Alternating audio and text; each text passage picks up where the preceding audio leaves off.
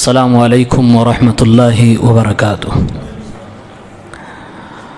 الحمد للہ نحمده ونستعینه ونستغفره ونعوذ باللہ من شرور انفسنا ومن سیئات اعمالنا من يهده الله فلا مضل له ومن يضلل فلا هادي له وأشهد أن لا إله إلا الله وحده لا شريك له وأشهد أن محمدا عبده ورسوله يا أيها الذين آمنوا اتقوا الله حق تقاته ولا تموتن إلا وأنتم مسلمون يا أيها الناس اتقوا ربكم الذي خلقكم من نفس واحدة وخلق منها زوجها وبث منهما رجالا كثيرا ونساء واتقوا الله الذي تساءلون به والأرحام إن الله كان عليكم رقيبا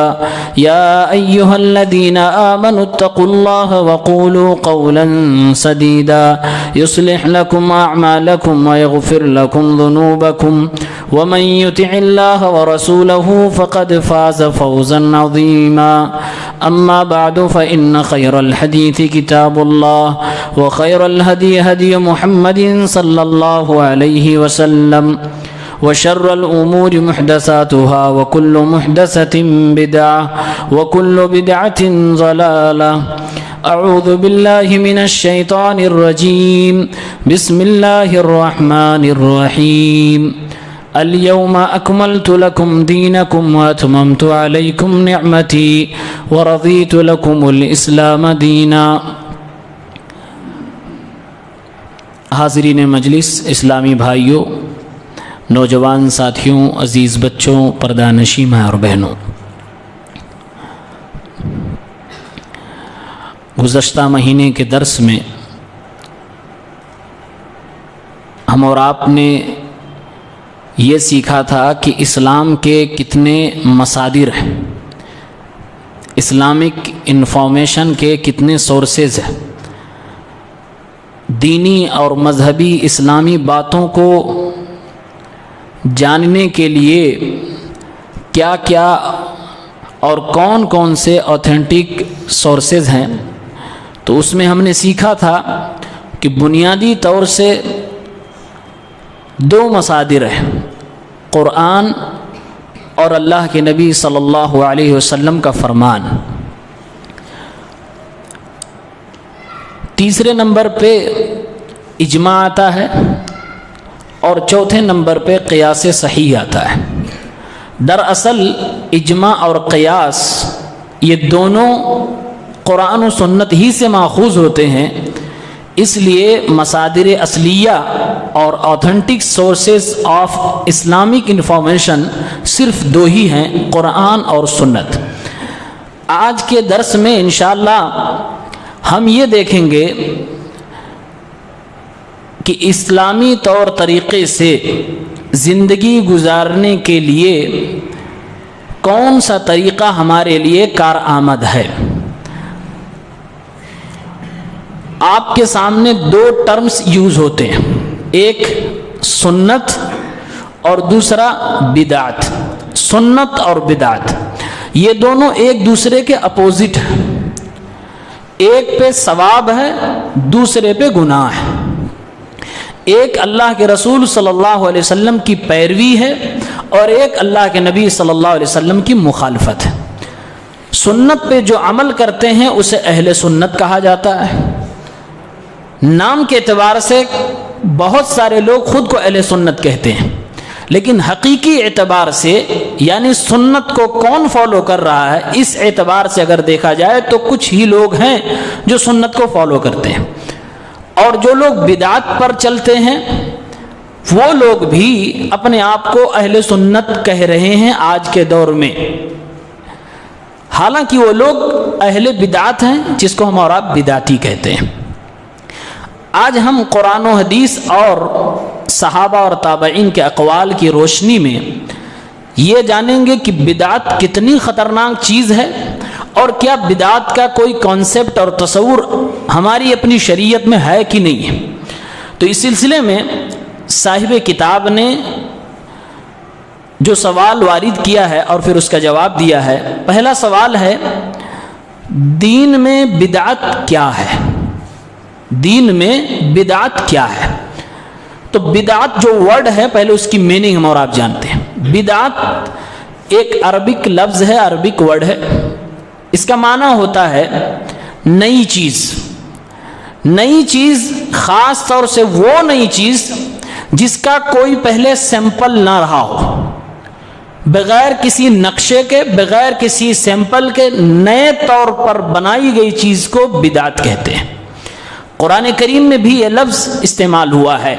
اللہ تبارک و تعالیٰ نے فرمایا خود اپنے بارے میں بدیع السماوات والارض، اللہ رب العالمین آسمانوں اور زمینوں کو پیدا کرنے والا، ایجاد کرنے والا، بنانے والا ہے.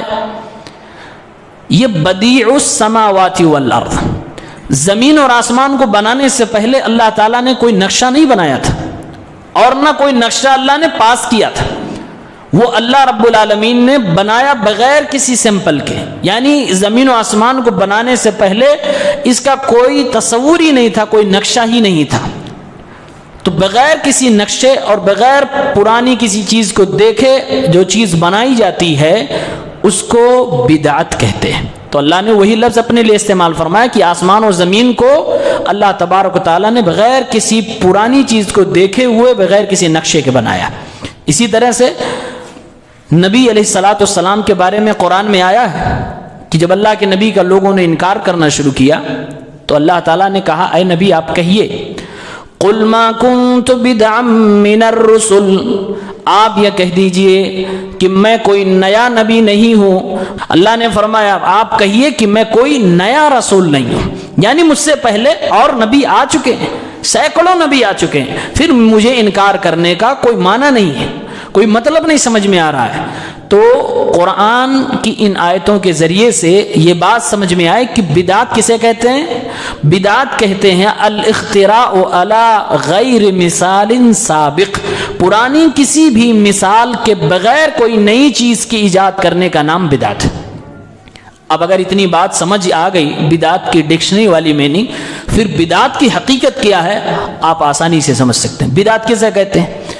جب دین کے ٹرم میں یوز ہوگی بدعت تو اس کا معنی ہوگا کہ ایسا کوئی کام جو شریعت کے اندر داخل کیا گیا ہو، ایجاد کیا گیا ہو اور شریعت میں اس کا کوئی پرانا نقشہ نہ ہو، پرانی کوئی چیز اس سے ملتی جلتی نہ ہو، اسی کو بدعت کہتے ہیں. اسی لیے امام شاطبی رحمہ اللہ اس کی تعریف کرتے ہوئے اپنی کتاب میں کہتے ہیں طریقۃ فی الدین مخترعۃ تضاہی الشریعیہ یقصد بالسلوک علیہا المبالغہ فی التعبد للہ سبحانہ وتعالی. تین چیزیں اگر کسی کام میں ہیں تو آپ سمجھ لیجئے وہ بدعت ہے.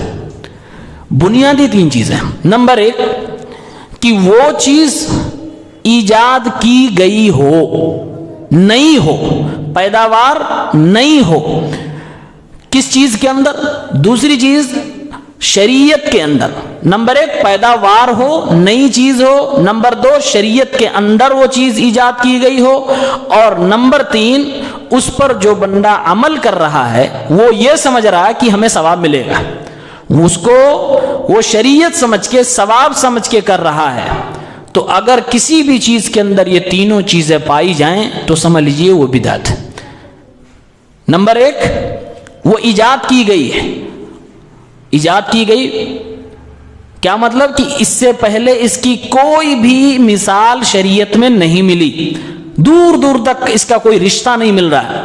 اسی لیے علماء جب کسی کام کو کہتے ہیں یہ چیز بدعت ہے تو اس کا یہ مطلب نہیں ہوا کہ ایسے ہی بول دیا گیا. اس کا یہ مطلب ہوا کہ اسلام کی جتنی چیزیں ہیں، جتنی تعلیمات ہیں، سب پر ایک نظر دوڑائی گئی. اس طرح کی کوئی چیز مل ہی نہیں رہی تھی، تب جا کے کوئی عالم کہتا ہے یہ چیز بدعت ہے. اس کی کوئی مثال نہیں ہے.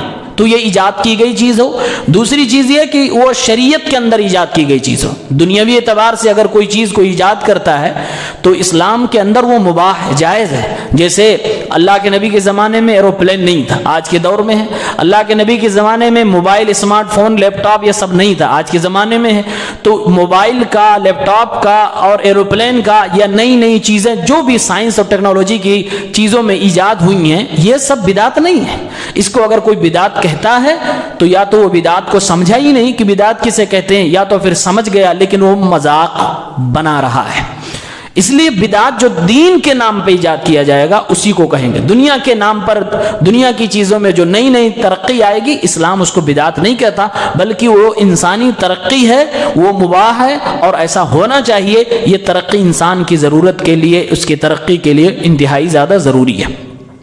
تیسری چیز، آدمی بدعت کر رہا ہو تو یہ سوچتا ہے کہ اس کو ہم کریں گے تو ثواب ملے گا۔ یہ پہچان ہے، کامن پہچان ہے، جس سے آپ اندازہ کر سکتے ہیں کہ کون سا عمل بدعت ہے، کون سا عمل بدعت نہیں۔ آئیے اس پر ایک حدیث سنتے ہیں۔ اس بدعت کے حوالے سے ہمارے نبی صلی اللہ علیہ وسلم نے کیا فرمایا۔ سنن ابو داؤد کتاب السنہ باب لزوم السنہ، حدیث نمبر 4607۔ عرباض ابن ساریہ حدیث کے راوی ہیں، ایک صحابی رسول اللہ کے نبی صلی اللہ علیہ وسلم کی ایک حدیث بیان کر رہے ہیں۔ کہتے ہیں ایک دن اللہ کے رسول صلی اللہ علیہ وسلم نے صبح کی نماز پڑھائی، یعنی فجر کی نماز پڑھائی۔ فجر کی نماز پڑھانے کے بعد اقبل علینا رسول اللہ صلی اللہ علیہ وسلم، امام اپنا چہرہ مقتدی کی طرف کرتا ہے، کہتے رسول اللہ صلی اللہ علیہ وسلم نے اپنا چہرہ ہم مقتدیوں کی طرف کیا۔ فوعدنا موعظة بلیغا، اللہ کے نبی صلی اللہ علیہ وسلم نے فجر کی نماز کے بعد درس دیا۔ آپ نے ایسی نصیحت کی، ایسی واعظ و نصیحت کی باتیں کی، ذرفت منها العیون ووجلت منها القلوب، لوگوں کی آنکھ سے آنسو بہنے لگے اور لوگوں کے دل رونے لگے، لوگوں کے دلوں میں کپ کپی طاری ہو گئی۔ اللہ کے نبی صلی اللہ علیہ وسلم نے بہت ہی پرمغز نصیحت فرمائی۔ صحابی کہتے ہیں اللہ کے نبی کی بات کو سن کر ہمیں محسوس ہوا کہ اللہ کے نبی جس طرح سے بیان کر رہے ہیں ایسا لگ رہا ہے اب اللہ کے نبی ہم لوگوں کو چھوڑ کر کہیں اور جانے والے ہیں۔ ہم نے کہہ دیا اے اللہ کے نبی صلی اللہ علیہ وسلم کأنہا موعظۃ مودع فماذا تعہد علینا، اے اللہ کے نبی آپ کی باتوں کو سن کر لگ رہا ہے کہ آپ ہم لوگوں کو چھوڑ کر جا رہے ہیں، آپ ہمیں ایسے ہی نصیحت کر رہے ہیں جیسے کوئی لوگوں کو الوداع کہنے والا لیڈر اپنے عوام کو چھوڑ کر کہیں جا رہا ہو تو نصیحت کرتا ہے۔ فماذا تعہد الینا، اے اللہ کے نبی اس آخری لمحات میں الوداعی پروگرام کے اندر آپ ہمیں کیا نصیحت کرنا چاہتے ہیں، آپ ہمیں کون سی واعظ و نصیحت کی باتیں بتانا چاہتے ہیں۔ اللہ کے نبی نے اس درس میں فجر کے بعد اپنی عوام کو، اپنی امت کو فرمایا اوصیکم بتقوی اللہ والسمع والطاعہ، اے میری امت کے لوگوں، اے میرے پیارے صحابہ، میں تم سب کو وصیت کرتا ہوں، نصیحت کرتا ہوں، پوری زندگی اللہ سے ڈرتے رہنا، ہمیشہ اللہ رب العالمین کا تقوی اپنے دل کے اندر باقی رکھنا اور اپنے حکمرانوں، اپنے بادشاہوں کی اطاعت و فرما برداری کرتے رہنا۔ وَإِنْ عَبْدًا حَبَشِيًّا، تمہارا حکمراں، تمہارا بادشاہ گرچہ کوئی کالا کلوٹا حبشی غلام ہی کیوں نہ ہو، اگر اللہ نے اسے بھی سرداری عطا فرما دی، وہ بھی تمہارا حکمراں بن جائے تو اس کی فرما برداری کرتے رہنا۔ اس کے بعد اللہ کے نبی نے فرمایا وَمَن يَعِشْ مِنْكُمْ بَعْدِي فَسَيَرَى اخْتِلَافًا كَثِيرًا، وہ میرے صحابہ تم میں سے جو بھی زندگی لمبی پائے گا، یعنی میں دنیا سے چلا جاؤں گا اس کے باوجود وہ دنیا میں باقی رہے گا، تو وہ اپنی آنکھوں سے دیکھے گا کہ میری اس امت کے لوگ آپس میں بہت زیادہ لڑائی کریں گے، جھگڑا کریں گے، اختلافاً کثیرا، بہت زیادہ آپس میں اختلاف ہو جائے گا۔ فعلیکم بسنتی وسنت الخلفاء المہدیین الراشدین، تو اس اختلاف والے ماحول میں جب لوگ آپس میں ایک دوسرے سے لڑ رہے ہوں گے، سب کی کتابیں ایک، سب کا نبی ایک، سب کا اللہ ایک، سب کا دین اسلام ایک، اس کے باوجود آپس میں لوگوں میں شدید اختلاف ہوگا۔ اللہ کے نبی صلی اللہ علیہ وسلم فرماتے ہیں اس اختلاف کو ختم کرنے کے لیے میری سنت کو، میرے طریقے کو لازم پکڑنا۔ میرے صحابہ ابو بکر عمر عثمان اور علی کی سنت کو لازم پکڑنا، خلفائے راشدین کی سنت کو لازم پکڑنا، تمسکوا بہا وعضوا علیہا بالنواجذ، اس کو مضبوطی سے پکڑنا، اور جیسے کوئی چیز اپنی زبان اپنے دانتوں سے اگر تم پکڑنا چاہتے ہو، خوب نوکیلے دانتوں سے اسے مضبوطی سے پکڑتے ہو، ایسے ہی اپنے نبی کی سنت کو، اپنے نبی کے طریقے کو مضبوطی سے پکڑ لینا۔ وَإِيَّاكُمْ وَمُحْدَثَاتِ الْأُمُورِ، اور اے میری امت کے لوگوں نئی نئی چیزوں سے اپنے آپ کو بچانا۔ ایاکم ومحدثات الامور، اس کا اگر ترجمہ کرے تو یہ معنی ہوگا بی کیئرفل آف بدعات، اے میری امت کے لوگوں دیکھنا، خبردار خبردار بدعات جیسی چیزوں سے ہمیشہ ہوشیار رہنا، اس سے اپنے آپ کو بچا کے رہنا۔ فإن كل محدثۃ بدعہ، کیونکہ ہر بدعت جو نئی چیز ہوتی ہے وہ بدعت ہوتی ہے، وکل بدعۃ ضلالہ، اور ہر بدعت گمراہی ہے۔ ہر بدعت جب گمراہی ہے، انسان کو گمراہی ہمیشہ جہنم کا راستہ دکھائے گی، کبھی بھی جنت کا راستہ نہیں دکھائے گی۔ اللہ کے نبی صلی اللہ علیہ وسلم نے فجر کی نماز کے بعد یہ نصیحت کی، یہ درس آپ نے دیا۔ بچوں کو کنٹرول کریے۔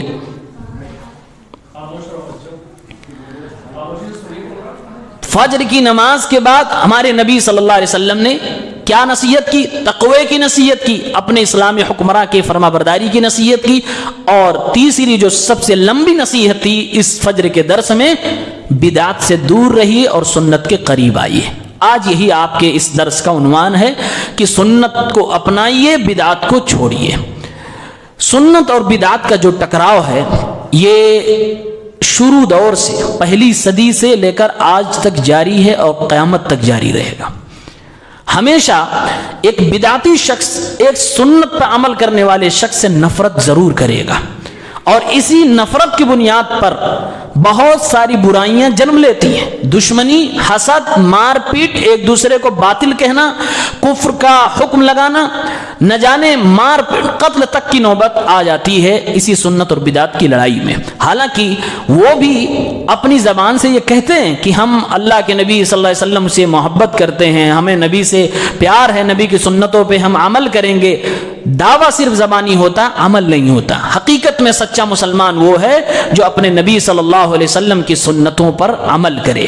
اسی طرح سے امام شاطبی رحمہ اللہ فرماتے ہیں کہ جو شخص بدعت پہ عمل کرتا ہے وہ دراصل شریعت پہ عمل نہیں کرتا، وہ اپنے من مانی زندگی گزار رہا ہے۔ کہتے ہیں انہ اتباع للہوا، بدعتی شخص اپنے نفس کا غلام ہوتا ہے۔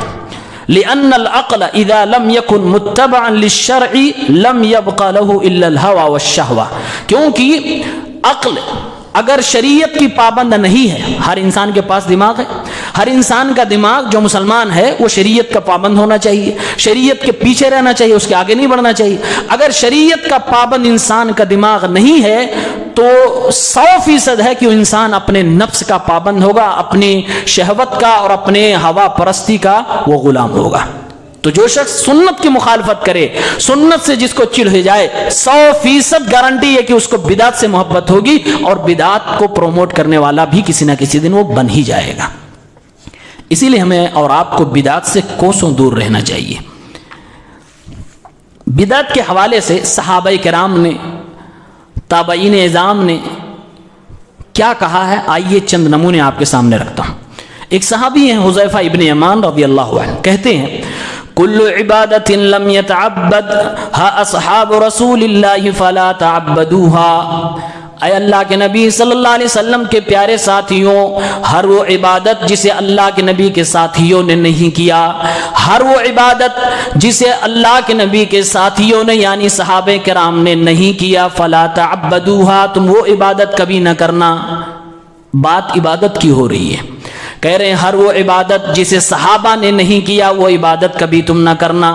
عبداللہ ابن مسعود فرماتے اتبعوا ولا تبتدعوا فقد کفیتم، اے لوگوں اللہ کے نبی کی اتباع کرو، بدعت کو نہ ایجاد کیا کرو، بدعت پہ عمل نہ کیا کرو، نبی کی سنت میں جنت میں لے جانے کے لیے کافی ہے۔ بدعات پہ عمل کر کے اپنی نیکیوں کو برباد نہ کیا کرو۔ اسی طرح سے امام ایوب سختیانی فرماتے ہیں مزداد صاحب بدعت اجتہادا الا ازداد من اللہ بعدا، جب بھی کوئی بدعتی شخص نئی نئی بدعتیں ایجاد کرتا ہے یا لوگوں میں اسے پھیلانے کی کوشش کرتا ہے، جتنے زیادہ بدعت پہ عمل کرے گا، جتنا زیادہ بدعت کو لوگوں میں پھیلائے گا، اتنا ہی زیادہ وہ اللہ سے دور ہوتا چلا جائے گا۔ جتنا زیادہ بدعتی بدعت میں گھستا جائے گا، اتنا ہی وہ اللہ رب العالمین سے دور ہوتا جائے گا۔ امام سفیان ثوری رحمہ اللہ نے بہت اہم بات کہی، آج بدعتیوں کو ہماری بات کیوں نہیں سمجھ میں آتی، اس کا ریزن انہوں نے بتایا۔ کہتے ہیں البدعۃ احب الی ابلیس من المعصیہ، بدعت ابلیس کی نگاہ میں تمام گناہوں میں سب سے بہترین اور پسندیدہ گناہ ہے۔ ابلیس کا کام کیا ہے کہ ہمیں اور آپ کو شریعت سے دور کرے۔ ابلیس کا کام کیا ہے کہ آدم کی اولاد سے آدم کی وجہ سے جو جنت سے نکالا گیا، رادہ درگاہ کیا گیا، اس کا بدلہ لے۔ وہ بدلے کی پوزیشن میں ہے، اور جو شخص بدلے کی پوزیشن میں ہوتا ہے وہ کوئی بھی راستہ، کوئی بھی طریقہ نہیں چھوڑے گا اپنے دشمن سے بدلہ لینے کے لیے، ہر طریقے سے بدلہ لینے کی کوشش کرے گا۔ اور وہ دشمن ہمیشہ یہ چاہے گا ایسا وار کروں جو وار دائمی وار ہو، ہمیشہ کے لیے ہو، اور زخمی گہرا دے کے چلا جائے، ہمیشہ کے لیے انسان کو اپاہج بنا جائے، ہمیشہ اس طرح کا انسان کرتا ہے۔ ابلیس بھی اسی طرح سے مسلمانوں کے ساتھ کر رہا ہے۔ کہتے ہیں البدعۃ احب الی ابلیس من المعصیہ، ابلیس کی نگاہ میں سارے گناہ تو پسندیدہ ہیں، لیکن سارے گناہوں میں بدعت جیسی گناہ ابلیس کو بڑی پیاری لگتی ہے، بڑی اچھی لگتی ہے۔ المعصیۃ یتاب منہا، وجہ کیا ہے؟ کہتے ہیں کہ انسان چوری کرنے والا ہو، زنا کرنے والا ہو، جھوٹ بولنے والا ہو، بےایمانی کرنے والا ہو، کوئی بھی گناہ کر رہا ہو، اس کو اگر سمجھایا جائے تو ممکن ہے وہ توبہ کر لے گا، کیونکہ وہ پہلے یہ مان جائے گا ہاں یہ گناہ ہے۔ بدعتیوں کی پرابلم کیا ہے؟ والبدعۃ لا یتاب منہا، بدعت کرنے والا کبھی توبہ جلدی نہیں کرتا، کیونکہ وہ مانے گا ہی نہیں کہ وہ گناہ کر رہا ہے۔ جو جس برائی کو برائی ہی نہ مانتا ہو تو توبہ کی کوئی بات ہی نہیں ہوتی۔ لأن صاحب البدعۃ یظن انہ علی حق، کیونکہ بدعتی کی سب سے بڑی پرابلم یہ ہوتی ہے کہ وہ یہ اپنے آپ کو مانتا کہ وہی حق پر ہے۔ بدعتی جب خود کو حق پہ ماننے لگتا ہے تو آپ کی باتوں کو وہ نہیں مانے گا، توبہ کی نوبت ہی نہیں آئے گی، اور اس طرح سے وہ اپنی باتوں پہ ضد کر جائے گا، ڈٹ جائے گا، آپ سے لڑنے بھی لگے گا، مار پیٹ کرنے پہ بھی آ جائے گا۔ یہ بدعتی اسی لیے جلدی توبہ نہیں کرتے۔ اور کہیں نہ کہیں دنیا میں اللہ کی طرف سے یہ پھٹکار ہے بدعتیوں کے لیے، ان کو توبہ کی توفیق نہیں ملتی، کیونکہ توبہ کی توفیق دینے والا اللہ ہے، اور اللہ تعالیٰ کسی کو توبہ کی توفیق دے تو یہ کہیں نہ کہیں اشارہ کہ اللہ اس کی توبہ قبول کرنا چاہتا ہے، ورنہ توفیق ہی نہیں اللہ دیتا توبہ کرنے کی۔ بہت سارے ایسے گناہ ہوتے ہیں کہ انسان گناہ کرتا ہے، بعد میں پہلے بار بار کرتا رہتا ہے، چاہتا ہے کہ میں اس سے چھٹکارا پا جاؤں، لیکن توبہ نہیں کرتا۔ کیوں؟ اس لیے کہ اللہ تعالیٰ اس کو توبہ کی توفیق نہیں دے رہا ہوتا۔ اس لیے علماء نے لکھا ہے کہ اگر اللہ تعالیٰ کسی کو توبہ کرنے کی توفیق دے دے، یعنی دل میں خیال آ جائے کہ یہ تو بہت ہو گیا، اب چلو توبہ کر لیتے ہیں، اور توبہ کرنے کے لیے وہ مسجد میں یا اپنے گھر میں مصلی پہ بیٹھ بھی جائے، نمازیں بھی پڑھ لے، ہاتھ بھی اٹھا لے، دعا کرنے لگے، تو گویا کہ اللہ تعالیٰ نے اس کو توفیق دے دی۔ اس کا مطلب یہ ہے کہ اللہ اس کی توبہ قبول بھی کرنا چاہتا ہے، ورنہ اللہ توفیق بھی نہیں دیتا۔ تو بدعتی کو توبہ کی توفیق ہی نہیں ملتی ہے، کیونکہ وہ اپنے آپ کو حق پہ مانتا ہے۔ امام اوزاعی رحمہ اللہ فرماتے ہیں علیک بآثار من سلف وان رفضک الناس، اے لوگو بدعتیوں کا ایک دور آئے گا، بدعتی سرگرم ہوں گے، ہر طرح سے اپنی تبلیغ کریں گے، تو ایسے دور میں تم لوگ اسلاف کی، سلف صالحین کے آثار پہ چلنا، ہمیشہ سلف صالحین کے طریقے پہ چلنا، گرچہ دنیا تمہیں اگنور کر دے، گرچہ دنیا میں تمہیں الگ تھلگ کر دیا جائے، ساری دنیا تمہاری مخالف ہو جائے، لیکن اپنے سلف صالحین کے طریقے پہ رہنا۔ وَإِيَّاكَ وَآرَاءَ الرِّجَالِ، اور خبردار خبردار لوگوں کی باتوں پہ عمل نہ کرنا، عمل کی بات آئے گی تو اللہ اس کے رسول کی باتوں پہ عمل کرنا. اگر کوئی اپنی رائے سے تمہیں کوئی دین کا مسئلہ بتائے تو اس کا احترام تو کیا جائے گا لیکن اس کی بات نہیں مانی جائے گی. اللہ اس کے رسول کے حوالے سے کوئی بات کرے تو اس کی بات مانی جائے گی. کہتے وَإِن زَخْرَفُوهُ لَكَ بِالْقَوْلِ, اگرچہ لوگ اپنی باتوں کو بڑے اچھے انداز میں کہنے لگے, اگرچہ لوگ اپنی باتوں کو بہترین پمفلٹ میں کہہ جائے, بہترین پروگرام کر کے بہترین علماء کو بلا کر, دنیا کے بڑے بڑے لوگوں کو بلا کر تمہارے سامنے بدعت کی باتیں رکھیں گے تو تم اس کو ماننا نہیں, دھوکہ نہ کھانا. ہمیشہ یاد رکھنا جو باتیں کہی جا رہی ہیں اس میں قرآن کا کتنا پرسنٹیج ہے, اس میں اللہ اس کے رسول کی باتیں بتائی جا رہی ہیں کہ نہیں بتائی جا رہی ہیں, اس میں سلف صالحین کا منہج سکھایا جا رہا ہے کہ نہیں سکھایا جا رہا. علیک بآثار من سلف, سلف صالحین کے نقش قدم پہ چلنا. یہ امام اوزاعی نے آج سے کئی سو سال پہلے ہم اور آپ کو نصیحت کی ہے.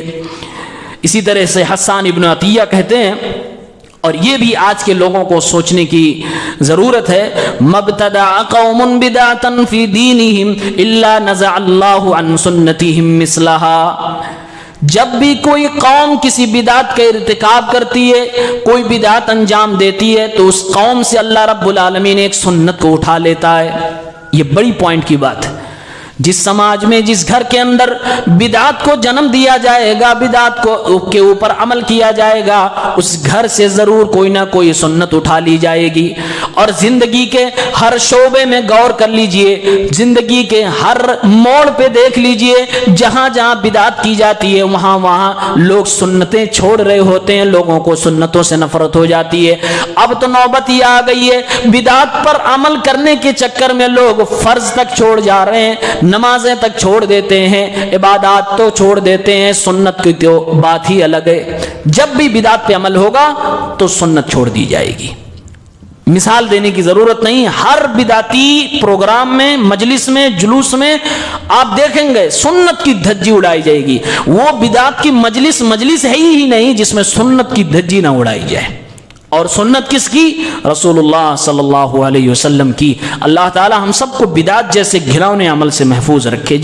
شیطان جس کو پسند کر رہا ہو, ابلیس کی نگاہ میں جو محبوب عمل ہو, وہ محبوب عمل بدعت انسان کر رہا, مسلمان کر رہا ہے.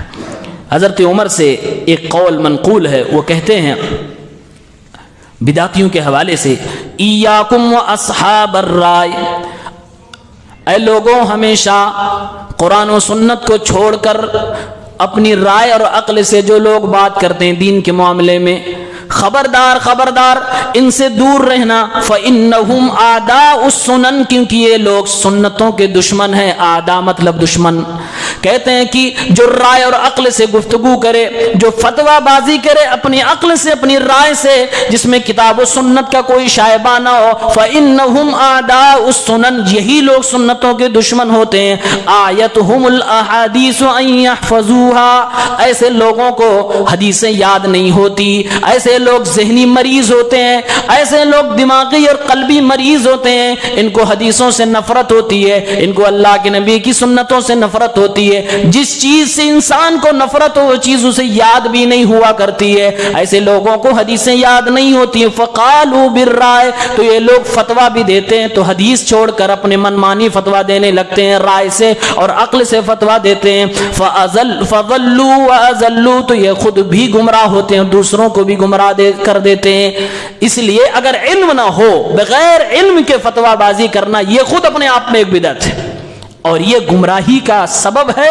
اور یہ وہ گمراہی نہیں ہے جو آپ تک ہی سیمت رہے گی, یہ وہ گمراہی ہے کہ جس کے شکار آپ تو خود ہوں گے, اس کے بعد جن لوگوں کو آپ فتویٰ دیں گے وہ سارے کے سارے لوگ اس کے شکار ہو جائیں گے. اسی لیے اللہ کے نبی صلی اللہ علیہ وسلم نے فرمایا قیامت کی نشانیوں میں سے ہے کہ لوگ علماء کو چھوڑ دیں گے, جاہلوں سے فتویٰ پوچھیں گے, اور جاہل بھی خوشی کے مارے فتوے دے گا, وہ کبھی نہیں کہے گا کہ مجھ سے نہ پوچھو.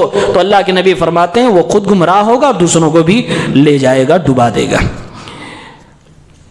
اسی طرح سے امام حسن سے ایک مقولہ منقول ہے. آج آپ دیکھتے ہوں گے لوگ کہتے ہیں کہ یہ جو اپنے آپ کو کہتے ہیں کہ ہم حدیثوں پہ عمل کرنے والے ہیں, سنتوں پہ چلنے والے ہیں, یہ لوگ عمل بہت کم کرتے ہیں. ارے ان کو دیکھو, وہ تو تصویر ہاتھ میں لے کر چل رہے تھے. ان کے ہاتھ میں ہمیشہ تسبیح کا دانہ ہوتا ہے. وہ 24 گھنٹے میں اکثر اوقات مسجد میں گزارتے ہیں. 4 مہینہ یہاں لگایا, 40 دن یہاں لگایا, خوب نیکیاں کر رہے ہیں. اور یہ دیکھو جو لوگ کہتے ہیں ہم سنت پہ عمل کرتے ہیں, ان کے یہاں عمل ہی نہیں ہے. ایسے لوگوں کے لیے یہ قول ہے, کہتے ہیں عمل قلیل فی سنہ خیر من عمل کثیر فی بدعہ. تھوڑا عمل کرو, سنت کے مطابق کرو, یہ بہتر ہے, بیسٹ ہے بہت سارے عمل سے جو بدعت کے ساتھ کیا جاتا ہے. اس لیے عمل کی کوالٹی ہمیشہ اللہ چیک کرتا ہے, اللہ کوانٹٹی نہیں دیکھتا ہے. کوانٹٹی اتنی ہی اللہ کو چاہیے جتنا اللہ نے کہہ دیا کہ 4 رکعت ظہر میں تو 4 رکعت. اب آپ اگر 10 پڑھ رہے ہیں تو اللہ کو وہ 4 کے بعد والے سے کوئی مطلب نہیں, بلکہ گناہ دے گا, وہ بدعت ہو جائے گی. آپ 4 کے بجائے 5 پڑھنے لیں گے. جتنی تعداد اللہ نے بتایا ہے وہ تو اللہ نے فکس کر دیا کہ ہم کو اتنا چاہیے. اب کوالٹی آپ سے اللہ مانگ رہا ہے. کوالٹی کیسے آئے گی؟ سنت پر عمل کرنے سے آئے گی. بدعات کو لوگ انکلوڈ کر دیتے ہیں, کیوں؟ سمجھتے ہیں کہ ہم اپنے اعتبار سے اچھا کر رہے ہیں اور اس میں نئی نئی چیزیں لا کر ایجاد کر دی جاتی ہیں, پھر وہ بدعات کے ذریعے سے وہ عبادت بھی ملیا میٹ ہو جاتی ہے. تو کہتے ہیں عمل قلیل فی سنہ خیر من عمل کثیر فی بدعہ. سنت کے ساتھ تھوڑا سا بھی عمل بہتر ہے کہ انسان بہت سارا عمل کرے لیکن اس میں بدعت کی ملاوٹ ہو. سعید ابن مسیب کبار تابعین میں سے ہیں. ایک دن ایک آدمی کو دیکھتے ہیں کہ وہ نماز پڑھ رہا ہے, غلط ٹائم پہ نماز پڑھ رہا تھا. نماز پڑھنا اچھی بات ہے لیکن اس کے لیے بھی اوقات ہیں. کچھ وقت میں نماز پڑھنا, نفلی نماز پڑھنے سے منع کیا گیا, جیسے فجر کے بعد ہے, عصر کے بعد ہے, اور غروب طلوع زوال آفتاب کے وقت ہے. تو ایسے اوقات میں نماز پڑھنے سے روکا گیا ہے. وہ آدمی نماز پڑھ رہا تھا, نفلی نماز. سعید ابن مسیب رحمہ اللہ نے فرمایا لا تفعل ھذا, اس وقت تم نماز نہ پڑھو. اس آدمی کو جب نماز پڑھنے سے انہوں نے روکا, جو کہ غلط وقت میں نماز پڑھ رہا تھا, اس نے فوراً کہا یا ابا محمد یعذبنی اللہ علی الصلاۃ. اے سعید ابن مسیب, کیا آپ کہنا چاہ رہے ہو کہ اللہ تعالیٰ نماز پڑھنے سے ہم کو عذاب دے گا؟ آج بھی ایسے لوگ کہتے ہیں. آپ اس کو بدعت کر رہے ہو. کیا نبی پہ درود پڑھنا غلط؟ کیا یہ نماز پڑھنا غلط؟ کیا شب برات کے اندر نمازیں پڑھنا غلط؟ کیا فلاں رات کے اندر قبر کی زیارت کرنا غلط؟ کیا کسی کے لیے دعا کرنا غلط؟ بہت ساری چیزوں کو, اور یہ تمام وہ بدعت کی چیزیں جب انسان کو روکا جاتا ہے تو یہی جواب ہوتا ہے کیا یہ چیز غلط ہے؟ کیا اللہ تعالیٰ اس کا گناہ دے گا کہ ثواب دے گا؟ اس نے بھی, اس بدعتی نے بھی اسی طرح کا سوال کیا, کہا یا ابا محمد, اے سعید ابن مسیب, ابو محمد, کیا اللہ رب العالمین نماز پڑھنے والوں کو بھی عذاب دے گا؟ میں تو نماز پڑھ رہا ہوں, کون سا غلط کام کر رہا ہوں؟ انہوں نے کہا لا, اللہ کی قسم, اللہ تعالیٰ نماز پڑھنے سے کبھی بھی کسی کو سزا نہ دے گا, عذاب نہ دے گا. ولیکن اللہ یعذبک علی خلاف السنہ, لیکن یاد رکھ اللہ رب العالمین تجھے ضرور عذاب دے گا جب تو اپنے پیغمبر صلی اللہ علیہ وسلم کی مخالفت کرے گا. سنت کی مخالفت کی سزا ضرور تجھے ملے گی, ہاں نماز کی سزا کبھی نہیں ملتی. نماز کے لیے تو اللہ تعالیٰ نے اجر و ثواب بتایا ہے. یعنی سعید ابن مسیب نے فرمایا نماز تو اچھی عبادت ہے, تمام عبادتوں میں سب سے بہترین عبادت ہے, لیکن جو ٹائم تم نے اختیار کیا, جس وقت تم پڑھ رہے ہو, اس وقت میں تو نبی نے منع فرمایا. یعنی ایسے وقت میں نماز نہ پڑھنا سنت ہے, نبی کی بات ماننا سنت ہے. تم نے نبی کی سنت کی مخالفت کی ہے, اس لیے اللہ تعالیٰ مخالفت کی سزا تمہیں ضرور دے گا. بدعت اور سنت, اس پوائنٹ کو سمجھنا بہت ضروری ہے. اور سنی اور بدعتی میں یہ ایک بہت بڑی جنگ ہے جو بہت شروع سے چلتی آ رہی ہے اور ختم ہونے کا نام نہیں لیتی ہے. امام مالک رحمہ اللہ کے پاس ایک شخص آتا ہے, حج اور عمرے میں احرام باندھنے کی ضرورت پڑتی ہے. اگر کوئی شخص مدینے میں رہتا ہو, مدینے سے اس کو مکہ جانا ہو, تو احرام باندھنے کے لیے مسجد ذوالحلیفہ سے احرام باندھنا ہوتا. یہ اللہ کے نبی صلی اللہ علیہ وسلم نے خود اپنے گھر سے, مسجد نبوی سے نکل کر ذوالحلیفہ آپ جاتے تھے, وہاں سے احرام باندھتے تھے, پھر اس کے بعد مکہ کی طرف اللہ کے نبی نکلتے تھے. یہ اللہ کے نبی کی سنت. امام مالک رحمہ اللہ کے دور میں ایک شخص آیا اور اس نے کہا یا ابا عبداللہ من این احرم, اے امام مالک, ابو عبداللہ, کہاں سے احرام میں باندھوں؟ احرام کس جگہ سے میں باندھوں؟ انہوں نے کہا من ذی الحلیفہ من حیث احرم رسول اللہ صلی اللہ علیہ وسلم، ذوالحلیفہ جو مسجد ہے وہاں سے جاؤ، احرام باندھو۔ اللہ کے نبی صلی اللہ علیہ وسلم نے اپنے حج کے وقت میں، عمرے کے وقت میں وہیں سے احرام باندھا تھا۔ اب وہ شخص کہتا ہے انی اريد ان احرم من المسجد من عند القبر، اے امام مالک آپ کی بات میں نے سن لی کہ اللہ کے نبی نے مسجد ذوالحلیفہ سے احرام باندھا ہے، لیکن میں چاہتا ہوں کہ میں مسجد نبوی سے احرام باندھ کے جاؤں، اللہ کے نبی صلی اللہ علیہ وسلم کے روضے سے، آپ کی قبر سے ہی احرام باندھ لوں اور پھر یہاں سے مکہ کی طرف جاؤں۔ امام مالک نے فرمایا لا تفعل فإنی اخشى علیک الفتنہ، ایسا ہرگز نہ کرنا، یعنی اللہ کے نبی صلی اللہ علیہ وسلم کی مسجد، مسجد نبوی اور اللہ کے نبی کے روضے سے، اللہ کے نبی کی قبر سے ہی احرام باندھنے کی غلطی نہ کرنا، کیونکہ مجھے ڈر ہے کہ تیرے اوپر کوئی فتنہ آ جائے گا۔ اس نے کہا وَأَيُّ فِتْنَةٍ فِي هَذِهِ، اے امام مالک اس میں کون سی فتنے کی بات ہے؟ میں صرف یہ کہہ رہا ہوں کہ میں اللہ کے نبی کی قبر سے، اللہ کے نبی کی روضے سے، اللہ کے نبی کی مسجد سے احرام باندھ کر مکہ جانا چاہتا ہوں، اس میں کون سی بری بات ہو گئی؟ آج جو لوگ بدعت کرنے والے ہیں، جو سوال کرتے ہیں، سیم وہی سوال اس بندے نے کیا کہ نماز پڑھنے میں کون سی غلط بات ہے، نماز کے بعد اجتماعی دعا کرنے میں کون سی غلط بات ہے، فلاں رات کے اندر قبر کی زیارت کے وقت وہاں جا کر قرآن خوانی کرنے میں کون سی غلط بات ہے، قرآن پڑھنا بھی کیا غلط ہو سکتا ہے، کیا دوسرے کو بخشنا بھی غلط ہو سکتا ہے؟ یہ تمام بدعت کرنے والے لوگ جو ایک سوال کرتے ہیں، وہی سوال اس بندے نے کیا وَأَيُّ فِتْنَةٍ فِي هَذِهِ، اس میں کون سی فتنے کی بات ہے، اس میں کون سی گناہ کی بات ہے؟ انہوں نے کہا، اس آدمی نے کہا انما ہی امیال ازیدها، یہ تو کچھ کلومیٹر ہی کی بات ہے۔ اللہ کے نبی ذوالحلیفہ یعنی مسجد نبوی سے 10-15 کلومیٹر دور جانے کے بعد احرام باندھتے تھے، میں 10-15 کلومیٹر پہلے ہی باندھ رہا ہوں، اس میں کون سی غلط بات ہے؟ اس میں کچھ کلومیٹر اور کچھ میل ہی کی بات ہے جس کو میں بڑھا رہا ہوں، اس سے آپ ہمیں کیوں منع کر رہے ہیں؟ کیوں اس میں کون سے گناہ کی بات ہے؟ جواب دیکھیں امام مالک کا، کہتے ہیں وَأَيُّ فِتْنَةٍ أَعْظَمُ مِنْ أَن تَرَى أَنَّكَ سَبَقْتَ إِلَى فَضِيلَةٍ قَصَّرَ عَنْهَا رَسُولُ اللَّهِ، اے اللہ کے بندے ٹھنڈے دماغ سے سوچ، یہ کون سی فضیلت ہے جو تو پانا چاہتا ہے، جو اللہ کے نبی صلی اللہ علیہ وسلم نہ کر سکے، وہ فضیلت تو کمانا چاہتا ہے، جو نیکی میرے نبی نے نہیں کی ہے وہ نیکی تو پانا چاہتا ہے، اور اللہ کے نبی صلی اللہ علیہ وسلم سے نیکیوں کے معاملے میں آگے بڑھنے کی تیری چاہت، یہی تو فتنے کی چیز ہے، یہی تو غلط چیز ہے۔ اللہ کے نبی صلی اللہ علیہ وسلم چاہتے تو اپنی مسجد سے ہی احرام باندھ کے مکہ جاتے۔ آپ نے زندگی میں 4 بار عمرے کیے، آپ صلی اللہ علیہ وسلم نے اپنی زندگی میں 1 بار حج فرمایا، لیکن اللہ کے نبی نے ہر بار احرام جہاں باندھا تو مسجد ذوالحلیفہ ہے، کبھی بھی اللہ کے نبی نے مسجد نبوی سے احرام نہ باندھا۔ تو اللہ کے نبی جو فضیلت یا جو نیکی نہ کیے ہو، وہ نیکی اگر امتی کمانے کی کوشش کرے تو وہ کون سی نیکی ہو؟ یہ کوئی نیکی نہیں ہوگی بلکہ یہ گناہ کا کام ہو جائے گا۔ اللہ کے نبی سے نیکیوں میں آگے بڑھنے کی انسان کی خواہش، یہی انسان کو بدعت کی طرف لے جاتی ہے۔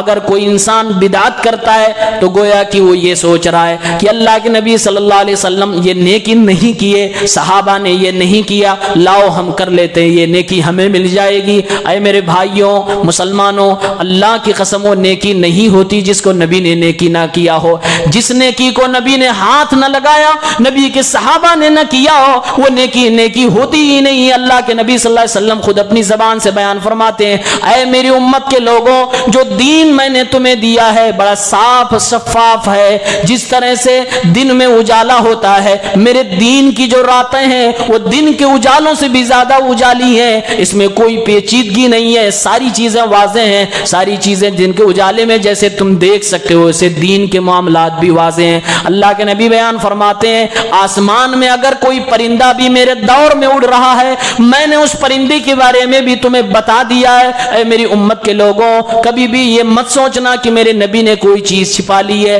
اور جب بدعتی بدعت کر رہا ہوتا ہے تو وہ یہی کہہ رہا ہوتا ہے کہ نعوذ باللہ اللہ کے نبی نے یہ بات ہم سے چھپا لی تھی، ہمیں نہیں بتائے، اور آج ہم کو پتا چلی ہے، چلو اب ہم یہ کر لیتے ہیں۔ اس لیے بدعت سے ہمیں اور آپ کو دور رہنا چاہیے۔ امام مالک رحمہ اللہ نے اس سے کہا مجھے ڈر لگ رہا ہے کہ تو فتنے میں مبتلا ہو جائے گا، تجھے گناہ ملے گا، اور گناہ ملنے کی وجہ یہ ہے کہ تو وہ نیکی کرنا چاہتا جو نیکی میرے نبی نے نہیں کیا۔ اور میں نے تو قرآن کو سنا ہے، سورۃ النور میں اللہ رب العالمین نے فرمایا فَلْيَحْذَرِ الَّذِينَ يُخَالِفُونَ عَنْ أَمْرِهِ أَن تُصِيبَهُمْ فِتْنَةٌ أَوْ يُصِيبَهُمْ عَذَابٌ أَلِيمٌ۔ اے لوگو جو اللہ کے نبی کی مخالفت کرتے ہو، تمہیں تو ڈرنا چاہیے، تمہیں ہمیشہ خوف کھانا چاہیے، تمہیں اپنے آپ کو بچا کے رکھنا چاہیے، کہیں ایسا نہ ہو نبی کی مخالفت میں تمہارے اوپر اللہ کی طرف سے کوئی دردناک عذاب آ جائے یا کسی فتنے میں تم مبتلا کر دیے جاؤ۔ یہ قرآن میں اللہ نے فرمایا کہ جو بھی میرے پیغمبر کی مخالفت کر رہا ہے، جو بھی میرے رسول کی مخالفت کر رہا ہے، اس آدمی کو ہمیشہ چوکنا رہنا چاہیے، کہیں اللہ کا عذاب کسی بھی وقت اس کے اوپر نہ آ جائے۔ آج دیکھیے جتنے بھی بدعات ہو رہے ہیں، ساری بدعات میں اللہ کے نبی کی مخالفت ہو رہی ہے۔ یہ بات آپ اپنے ذہن میں بٹھا لیجئے۔ یہ 10 اقوال ہم نے صحابہ اور تابعین کے آپ کے سامنے رکھے ہیں۔ یہ سارے اقوال یہ بتا رہے ہیں کہ ہمیں اور آپ کو بدعت سے دور رہنا چاہیے، اور بدعت کتنی خطرناک چیز ہے اس کا اندازہ شاید ہمیں اور آپ کو نہیں ہوتا ہے۔ نیکی کے نام پہ ہم بدعت کر جاتے ہیں اور اپنی عاقبت، اپنی نیکیوں کو برباد کر لیتے ہیں۔ کوئی سنت پہ اگر آپ عمل کرنا چاہتے ہیں تو کمپلیٹ عمل کسی سنت پر کیسے ہوگا؟ 6 چیزیں ضروری ہیں کسی سنت پر عمل کرنے کے لیے۔ 6 چیزیں ضروری ہیں کسی سنت پہ عمل کرنے کے لیے، یا یوں کہہ لیجئے اگر آپ چاہتے ہیں کہ میرا عمل خالص سنت رسول کے مطابق ہو، بدعت کا ایک ٹکڑا ذرہ بھی اس میں گھسنے نہ پائے، تو یہ 6 چیزوں 6 پوائنٹس پہ آپ کو غور کرنا پڑے گا۔ اگر آپ ان 6 چیزوں کو اپنے عمل میں غور کر کے ناپ تول لیں گے تو انشاءاللہ بدعت سے محفوظ رہیں گے۔ کیا 6 چیزیں ہیں؟ کوئی بھی سنت اگر ہے تو اس میں آپ سب سے پہلے دیکھیں گے اس سنت کے لیے شریعت نے کوئی وقت متعین کیا ہے کہ نہیں۔ ٹائم دیکھیں گے، اس سنت کے لیے شریعت نے کوئی وقت متعین کیا ہے کہ نہیں۔ اگر وقت متعین ہے تو آپ کو اسی وقت میں کرنا ہے، آپ اس کو اپنے حساب سے نہیں کر سکتے۔ اس کی مثال یہ ہے، قربانی کے دن قربانی کرنا، وقت متعین ہے کہ نماز پڑھنے کے بعد ہی آپ کو قربانی کرنی ہے۔ اب اگر کوئی شخص عید کی نماز پڑھنے سے پہلے قربانی کر دے تو سنت پہ عمل کرے گا، اس کی سنت پہ عمل نہیں ہوگا، وہ قربانی نہیں مانی جائے گی، کیونکہ شریعت نے وہاں پر وقت متعین کیا ہے، اس لیے وہاں پر وقت کی پابندی ضروری ہے اس سنت کو پانے کے لیے۔ اب اگر کوئی عام سی دعا، کوئی آدمی آپ سے کہتا ہے کہ رات میں 12 بجے اس کو پڑھو، اللہ تعالیٰ آپ کو اتنا ثواب دے گا، تو آپ اس سے سوال کریں گے یہ رات میں 12 بجے کس نے بتایا؟ رات میں 12 بجے آپ کو یہ عمل کرنا ہے، مغرب کے بعد یہ آپ کو عمل کرنا ہے، ظہر کے بعد یہ پڑھنا ہے، شب برات کے اندر یہ چیز قبر کے اوپر جا کے پڑھنا، یہ ٹائمنگ کس نے آپ کو بتائی؟ اگر کوئی سیدھی سمپل دعا یا قرآن کی تلاوت بھی آپ کو کوئی ٹائم مخصوص کر کے بتا رہا ہے اور وہ ٹائم کا تعین شریعت نے نہیں کیا ہے، تو گویا کہ آپ اس سنت پہ صحیح طریقے سے عمل نہیں کر پائیں گے۔ سنت کے اندر بدعت انکلوڈ ہو جائے گا، بدعت آ جائے گا۔ قرآن پڑھنا غلط نہیں ہے، لیکن شب برات میں لوگ قبروں پر جا کر قرآن پڑھ رہے ہیں، تو قرآن پڑھنا جب آپ کہو گے کہ یہ بدعت ہے تو وہ یہ نہیں کہے گا کہ ہم یہاں پڑھ رہے ہیں اس لیے بدعت ہے، وہ سیدھے آپ پہ حملہ کر دے گا، اچھا تم قرآن کے خلاف ہو، قرآن بھی تم لوگ پڑھنے نہیں دو گے۔ وہاں آپ کو شریعت کے نام پر ایموشنل کر دے گا، پھر آپ خاموش ہو جاؤ گے۔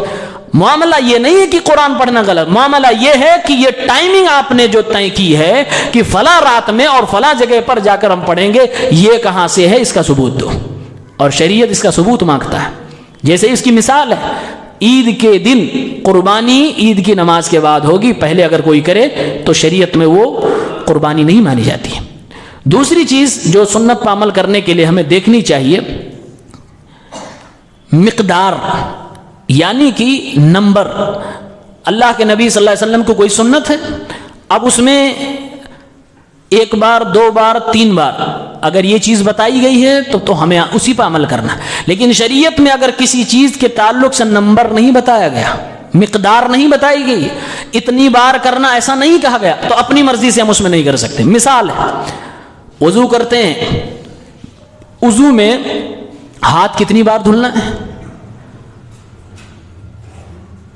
3 بار، زیادہ سے زیادہ 3 سے زیادہ اگر کوئی دھلے تو اللہ کے نبی صلی اللہ علیہ وسلم نے فرمایا 3 سے زیادہ اگر کوئی دھل رہا ہے تو زیادتی کر رہا ہے، زیادتی کر رہا ہے، منمانی کر رہا ہے، سرکشی کر رہا ہے، سرکشی کر رہا ہے اگر 3 سے زیادہ کوئی دھل رہا ہے۔ شریعت نے 3 کا 3 تک آپ کو رک جانا ہے، چوتھا نہیں کرنا ہے۔ تو شریعت نے جس سنت پر عمل کرنے کے لیے بتایا کہ اتنی بار کرنا، ہمیں اتنی ہی بار کرنا، اس میں نہ تو کم کر سکتے نہ تو زیادہ کر سکتے ہیں۔ اگر مکمل طور سے کسی سنت پہ عمل کرنا ہو تو ہمیں یہ بھی دیکھنا ہوگا کہ اس میں شریعت نے کوئی نمبر تو نہیں بتایا، کتنی بار کرنا یہ تو نہیں بتایا۔ جیسے اگر ہم خانہ کعبہ میں گئے طواف کرنے کے لیے، اسلام نے کہا، شریعت نے کہا 7 بار آپ کو 7 چکر لگانے ہیں، تو آپ کو 7 ہی لگانے، آپ 8 نہیں لگا سکتے۔ نمبر آپ نے اگر اپنی طرف سے زیادہ کر لیا تو وہ بھی سنت کے خلاف ہو جائے گا، پوری طور سے آپ سنت پہ عمل پیرا نہیں ہوں گے، اس سنت کے اندر بدعت آ جائے گی۔ تیسری چیز، سنت پر عمل کرتے وقت ہمیں دیکھنا ہوگا پلیس، جگہ۔ کسی سنت کو شریعت نے جگہ سے خاص کر دیا کہ یہ سنت فلاں جگہ پہ ہی کی جائے گی، اب آپ اس کو ہر جگہ نہیں کر سکتے۔ اس کی مثال یہ ہے جیسے طواف صرف خانہ کعبہ میں، دنیا میں کسی اور جگہ پہ طواف نہیں ہو سکتا، صرف خانہ کعبہ ہی کا طواف پوری اسلامک شریعہ میں موجود ہے۔ اب طواف عبادت ہے، اللہ کے نبی صلی اللہ علیہ وسلم کی سنت حج کے اندر، عمرے کے اندر داخل ہے۔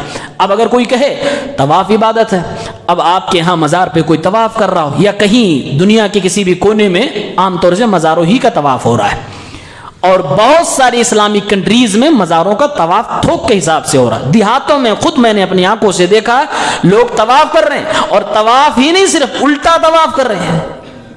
خانہ کعبہ میں آپ سیدھا طواف کرتے ہیں، یعنی آگے چلتے ہیں، یہاں لوگ الٹا کرتے ہیں، پیچھے قدم کر کے چلتے ہیں، گر بھی جاتے ہیں، چوٹ بھی کھاتے ہیں، اور نہ جانے کیا کیا ہوتا ہے۔ بہرحال اگر ان کو روکا جائے تو کہتے ہیں بھائی طواف کرنا کون سی غلط بات ہے؟ بھائی ہم طواف کے خلاف نہیں بول رہے ہیں، ہم یہ نہیں کہہ رہے کہ طواف کرنا غلط، ہم یہ کہہ رہے ہیں کہ طواف جہاں کرنے کے لیے کہا گیا آپ نے وہاں نہیں کیا، آپ نے جگہ بدل دی ہے۔ اس لیے سنت پر عمل کرنے کے لیے تیسری چیز آپ کو جگہ بھی دیکھنی ہوگی، کیا شریعت نے اس سنت کو عمل کرنے کے لیے کوئی جگہ خاص تو نہیں کی ہے۔ اللہ رب العالمین نے قرآن میں کہا وَلْيَطَّوَّفُوا بِالْبَيْتِ الْعَتِيقِ، اے میرے بندو میرے گھر خانہ کعبہ کا طواف کیا کرنا۔ اللہ رب العالمین نے طواف کا حکم دیا ہے تو ہم طواف صرف خانہ کعبہ کا کریں گے۔ اللہ تعالیٰ نے خانہ کعبہ کا ہی ذکر کیا ہے، اسی لیے کسی اور گھر کا طواف نہیں کریں گے، دنیا میں کسی اور مسجد کا طواف نہیں کریں گے، مسجد نبوی کا طواف نہیں کریں گے، مسجد اقصیٰ کا طواف نہیں کریں گے۔ لیکن آپ مدینے میں چلے جائیے، بہت سارے جاہل حجاج ہوتے ہیں جو بیچارے جہالت کی وجہ سے یا اپنے علماء کی گمراہی کی وجہ سے وہ اللہ کے نبی کے روضے کا بھی طواف کرتے ہیں، مسجد نبوی کے چاروں طرف بھی طواف کرتے ہیں، اتنی لمبی چوڑی مسجد نبوی کا طواف کر کر کے تھک جاتے ہیں ایک بدعت پہ عمل کرتے ہوئے۔ اللہ رب العالمین نے وَلْيَطَّوَّفُوا بِالْبَيْتِ الْعَتِيقِ صرف اپنے گھر کے طواف کی بات کی ہے، دنیا میں کسی مسجد کا ہم طواف نہیں کر سکتے۔ جب دنیا میں دوسری مسجدوں کا ہم طواف نہیں کر سکتے تو دنیا میں دوسرے مزاروں کا طواف کون کہے گا کیسے جائز ہو جائے گا؟ ہرگز جائز نہیں ہوگا، یہ حرام کام ہے، بلکہ یہ طواف ایک عبادت ہے۔ جب آپ اللہ کے کہے ہوئے اس کے مخالفت میں، اللہ کی مخالفت میں، یعنی خانہ کعبہ کو چھوڑ کر دوسری جگہ کا طواف کرنے لگیں گے تو یہ شرک کے زمرے میں آ جائے گا۔ ایک عبادت غیر اللہ کے لیے آپ کرنے لگے، شرک کے زمرے میں آ گئے۔ تو جگہ بھی دیکھنی ہوگی کسی سنت کو عمل کرنے کے لیے کہ کیا وہ کسی خاص جگہ سے ریلیٹڈ ہے یا عام سی بات ہے۔ چوتھی چیز، میٹیریل بھی دیکھنا ہوگا، جو چیز آپ عمل کر رہے ہو وہ جنس بھی دیکھنی ہوگی، وہ میٹیریل بھی دیکھنا ہوگا۔ مثال کے طور پہ قربانی کرنا ہے، قربانی کے جانور خاص چوپائے قرآن کریم میں اللہ تعالیٰ نے بتایا ہے، مذکر اور مؤنث نر و مادہ ملا کے 8 قسم کے ہو رہے ہیں۔ کچھ ہیں جس میں اختلاف ہے، وہ اختلاف والی بات چھوڑتے ہیں۔ گھوڑے میں اختلاف نہیں ہے، گھوڑے کی قربانی نہیں ہوگی، اس میں کوئی اختلاف نہیں۔ مرغی کی قربانی نہیں ہوگی، اس میں کوئی اختلاف نہیں ہے۔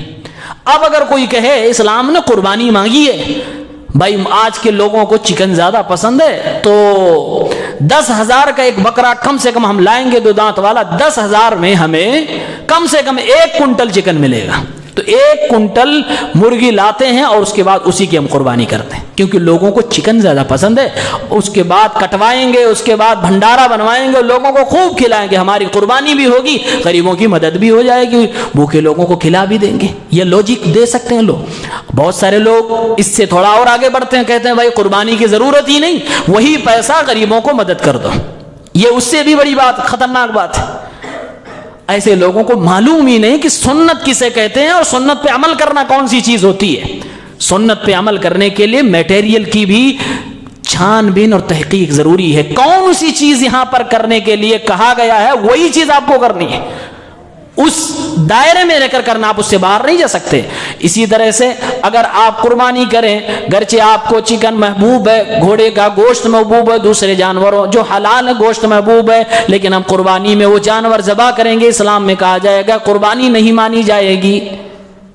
اس لیے ضروری ہے کہ وہ چیز بھی آپ دیکھیں کہ وہ چیز اسلام میں اس سنت کے اندر فٹ ہوگی کہ نہیں ہوگی۔ 5ویں چیز کنڈیشن بھی دیکھی جائے گی، یعنی کیسے اس کو کیا گیا ہے، وہ چیز بھی ہمیں اور آپ کو دیکھنے کی ضرورت ہے۔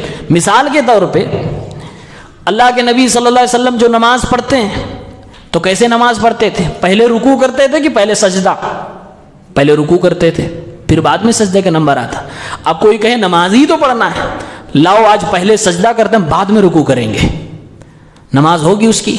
نہیں ہوگی، کیونکہ آپ نے طریقہ بدل دیا، کنڈیشن بدل دی، حالت بدل دی، اس کی ترتیب بدل دی۔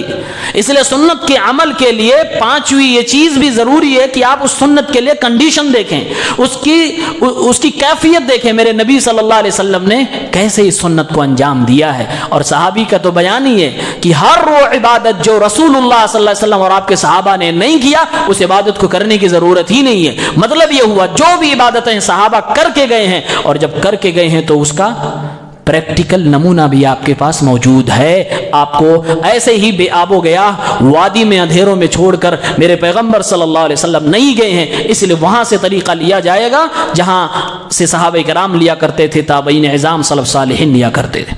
اسی طرح سے وضو کی مثال لیجئے، وضو میں پہلے آپ کو ہاتھ دھلنے، بعد میں لاسٹ میں پیر دھلنا۔ اب کوئی بولے نہیں ہم پہلے پیر دھلیں گے بعد میں ہاتھ دھلیں گے، اسی میں الٹا پلٹا کرنے لگے، کر وہی سارا کام لیکن آدمی ترتیب بدل دے رہا ہے، پہلے کو بعد میں، بعد والے کو پہلے میں کرنے لگے، تو سنت پہ عمل کر رہا ہے، وضو ہی نہیں ہوگا اس کا، چاہے 10 بار دھلے وضو نہیں مانا جائے گا۔ اس لیے سنت پر عمل کرنے کے لیے کیفیت اور کنڈیشن بھی دیکھا جائے گا۔ اور 6 اور آخری چیز، سنت پر عمل کرنے کے لیے وجہ، سبب اور ریزن بھی دیکھنا چاہیے۔ کوئی سنت ہے، اس سنت کو نبی نے کیوں کیا تھا، وہ ریزن اگر ہمیں معلوم ہے تو اسی ریزن پہ ہم کریں گے۔ مثال کے طور پہ نماز پڑھنا 2 رکعت ثواب کا کام ہے، لیکن اگر آپ ہر بار جب سفر سے آئیں اپنے گھر میں گھسیں 2 رکعت نماز پڑھیں اور اس کو آپ اپنی زندگی کا لامع عمل بنا لیں، لائے عمل بنا لیں، روٹین بنا لیں، اور اس کو آپ سنت سمجھنے لگیں کہ جب جب ہم گھر میں داخل ہوں گے 2 رکعت نماز پڑھیں گے، تو یہ بات صحیح ہوگی؟ غلط ہوگی، اس پہ ثواب نہیں ملے گا، اس پہ گناہ ملے گا، کیونکہ یہ بدعت کے زمرے میں آئے گی کہ جب جب انسان گھر میں داخل ہو 2 رکعت نماز پڑھے۔ یہ سنت گھر کی نہیں مسجد کی ہے۔ اب آپ مسجد کی سنت کو لے جائیں گھر کے اندر کہ جب جب میں گھر میں انٹری کروں گا 2 رکعت نماز پڑھوں گا، اور مولانا عبدالعلیم صاحب نے اگر منع کیا، کسی اہل حدیث سے منع کیا کہ بدعت ہے، تو فوراً پوچھ لوں گا بھائی نماز پڑھنا کب سے غلط ہو گیا؟ وہ آدمی خاموش ہو جائے گا۔ بھائی نماز پڑھنا ثواب کا کام ہے، صحیح کام ہے، لیکن آپ غلط ریزن اور غلط سبب و وجہ کے ساتھ پڑھ رہے ہیں۔ آپ نے وجہ کیا بنائی کہ جب جب مسجد جب جب گھر میں آئیں گے ہم 2 رکعت نماز پڑھیں گے۔ یہ جب جب گھر میں آئیں گے 2 رکعت نماز پڑھیں، کس نے بتایا؟ میرے نبی نے تو بتایا جب جب مسجد میں داخل ہوگے تو تحیۃ المسجد 2 رکعت پڑھنی ہے۔ یہ تو مسجد کی بات تھی، آپ نے گھر میں کیسے داخل کر دیا؟ یعنی کہ ریزن بھی آپ کو دیکھنا ہوگا سنت پر عمل کرنے کے لیے۔ اسی طرح سے ایک مشہور بدعت جو آپ کے شہر میں ہوتی ہے، کھانا کھلانا اچھی بات ہے، غریبوں کو کھانا کھلانا چاہیے. قرآن و سنت میں اس کی بڑی فضیلت آئی ہے. اللہ نے قرآن میں کہا وَيُطْعِمُونَ الطَّعَامَ عَلَىٰ حُبِّهِ مِسْكِينًا وَيَتِيمًا وَأَسِيرًا. اللہ کے نیک بندے وہ ہوتے ہیں جو لوگوں کو کھلاتے ہیں تو نہ تو غریب دیکھتے, نہ امیر دیکھتے, نہ یتیم دیکھتے, نہ فقیر دیکھتے, نہ مسکین دیکھتے, نہ قیدی دیکھتے, نہ آزاد دیکھتے, ہر کسی کو کھلاتے ہیں. یہ نیک کام ہے, بہت نیکی کا کام ہے, خدمت خلق کا بہت نرالا کام ہے, کرنا چاہیے. لیکن اگر آپ اس کے پیچھے ایک ریزن لگا دیں, نہیں ہم کھلائیں گے لیکن کب, جب ہمارے گھر میں کوئی مرے گا. ہو رہا ہے یہاں, آپ کئی بار جائیں گے قبرستان میں, بڑے افسوس کی بات ہے, اس سے پہلے, یہاں سے پہلے میں نے اس کو دیکھا نہیں تھا, سنا تھا کہ لوگ کرتے ہیں لیکن دیکھا نہیں تھا. مردے کو دفن کرنے کے فوراً بعد لوگ وہاں سے ہٹتے ہیں, اس سے پہلے ہی آپ کے یہاں, آپ کے شہر میں قبرستان میں اعلان ہوتا ہے, بھائیوں کل فلاں مسجد میں قرآن خوانی ہوگی. قرآن خوانی میں مجھے لگتا ہے کہ قرآن کو بدنام کیا جا رہا. اس سے بہتر تھا بول دیتے بریانی کا پروگرام ہوگا, لوگ سمجھ جاتے ہیں. آپ المیہ دیکھیے, درد دیکھیے. اسلام کہتا ہے, اللہ کے نبی صلی اللہ علیہ وسلم کے ایک صحابی کا انتقال جنگ موتا میں ہو گیا, اللہ کے نبی کو خبر ہوئی, اللہ کے نبی صلی اللہ علیہ وسلم نے فرمایا اصنعوا لآل جعفر طعاما.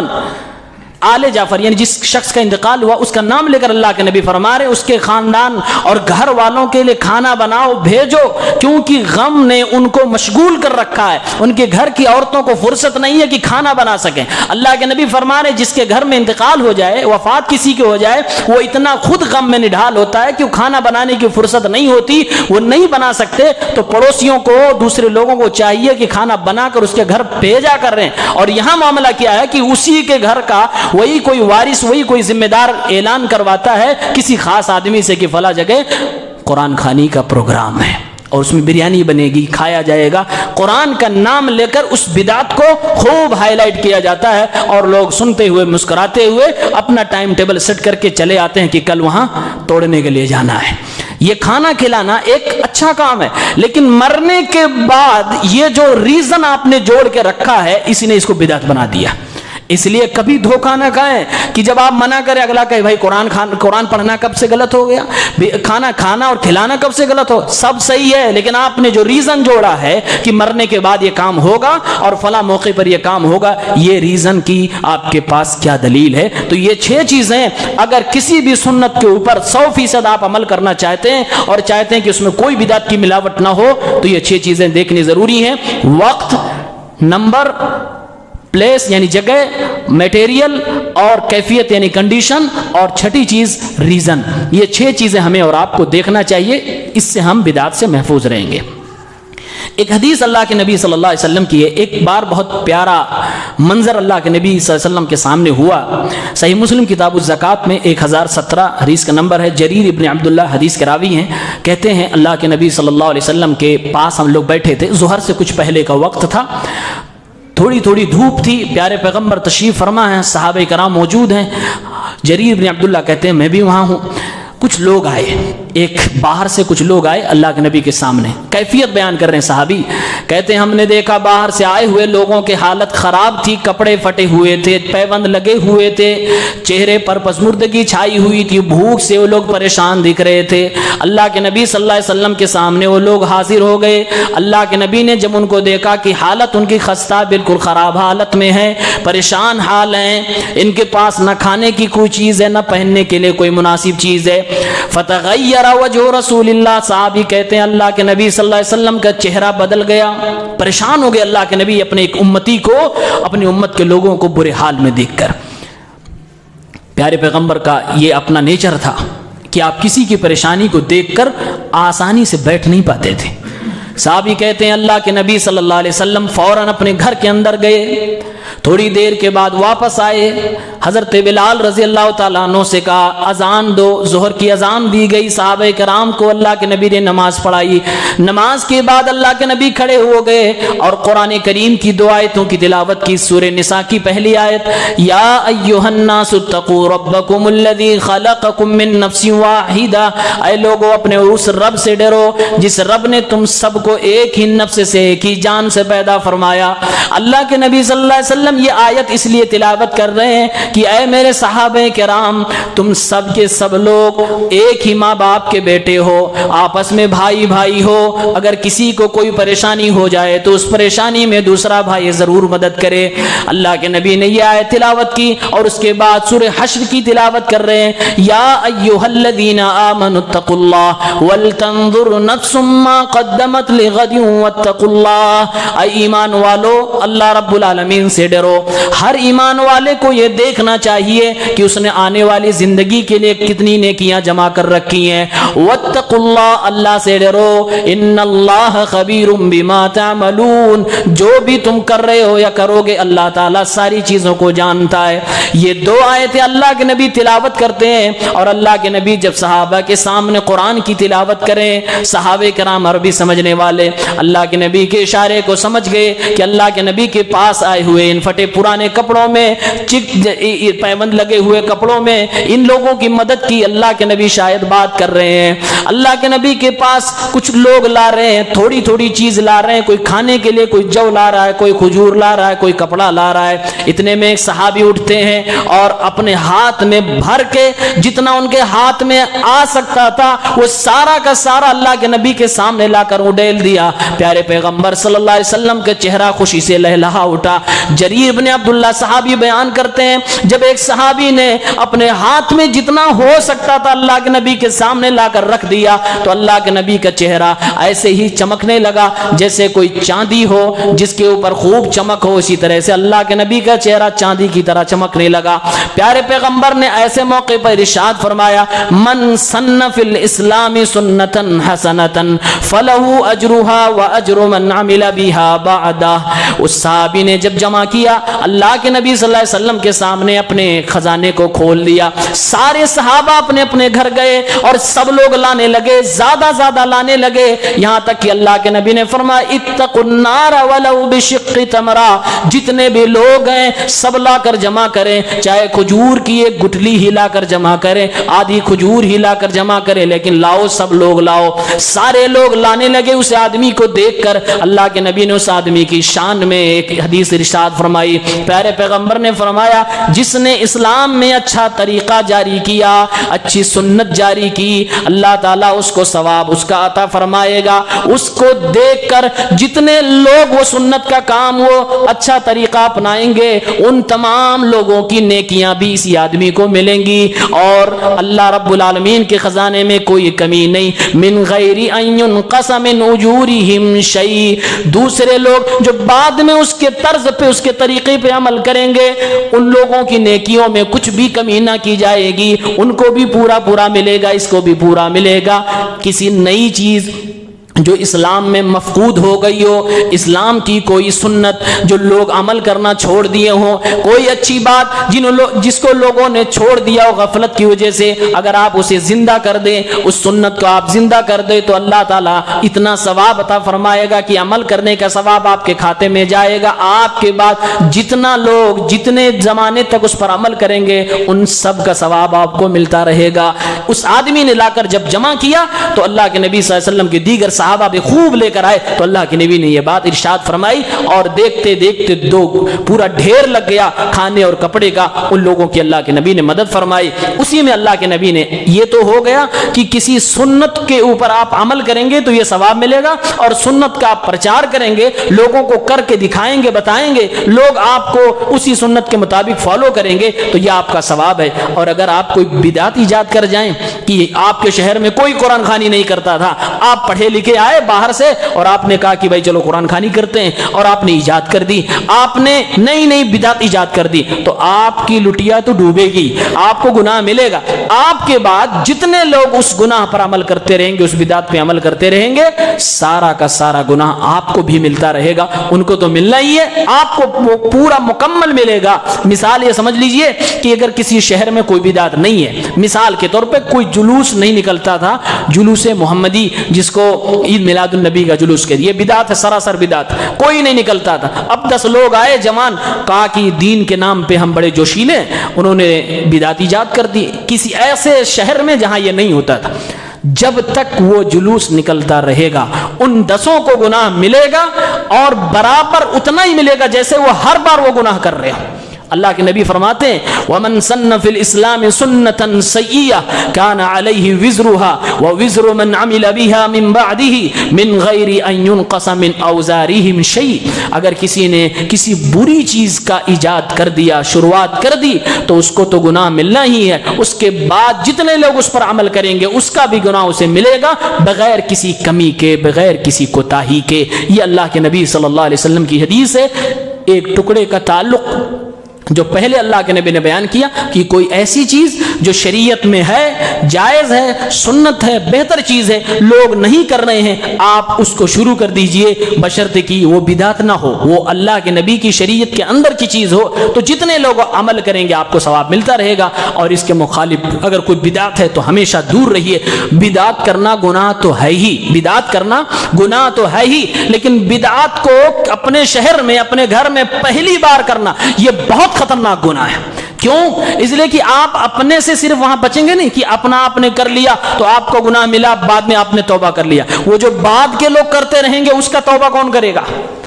بعد کے لوگ جو کرتے رہیں گے وہ توبہ. اس لیے ہمیشہ دھیان دیجئے آپ کے ذریعے سے، ہمارے ذریعے سے کہیں ایسا نہ ہو کہ کوئی بدعت ہمارے گھر کے اندر جنم لے جائے اور پھر بعد کے لوگ پوری نسل کرتی رہے جس کا گناہ مرنے کے بعد بھی قبر میں بھی ملتا رہے گا. اس لیے بدعات سے پرہیز کریں اور خوب بچنے کی کوشش کریں جیسا کہ اللہ کے نبی صلی اللہ علیہ وسلم نے فرمایا. دوسرا سوال اس کتاب کے اندر ہے، کہتے ہیں کیا اسلام میں کوئی بدعت حسنہ ہے؟ یہ بھی ایک بات کہی جاتی ہے.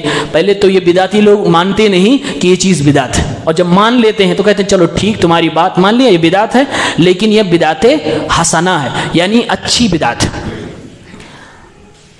بدعت حسنہ کا جو چورن بیچا جا رہا ہے، اس چورن کو جاننے کے لیے 4 باتیں دماغ میں بٹھائیے.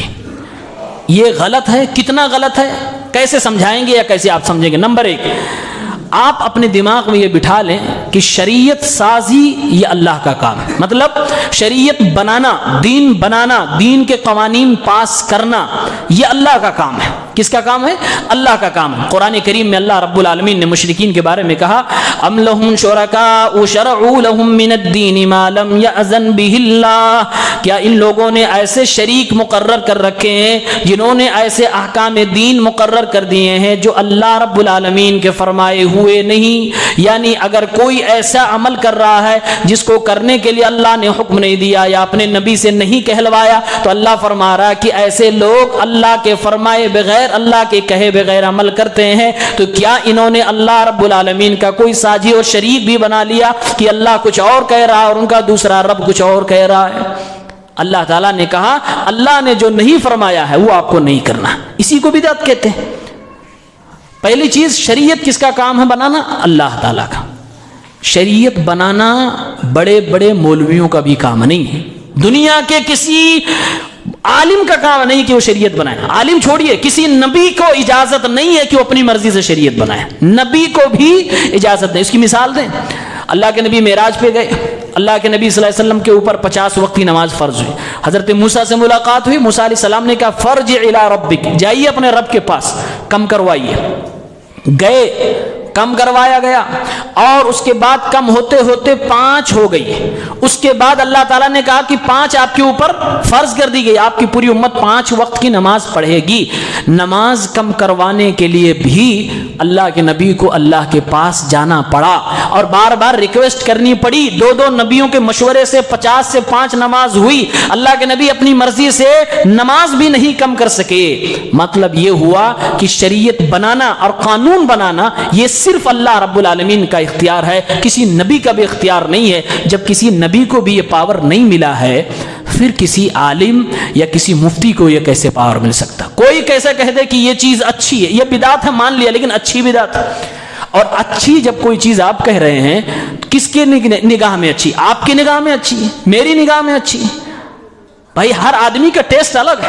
کوئی چیز مجھے اچھی لگ رہی ہے، ہو سکتا ہے آپ کو اچھی نہ لگے، آپ کو اچھی لگ رہی ہے مجھے نہ اچھی لگے. تو جو شریعت میں کوئی چیز اچھی ہے تو مطلب یہ اللہ کی نگاہ میں اچھی ہے، اللہ کی نگاہ میں اچھی. اور جب اگر اللہ کی نگاہ میں اچھی ہے تو ظاہر سی بات اللہ نے کہا ہوگا. کس نے آپ کو بتا دیا کہ یہ تو چیز اچھی ہے، یہ بدعت ہے، اچھی بدعت ہے، لیکن اللہ نے اس کو نہیں بتایا ہے؟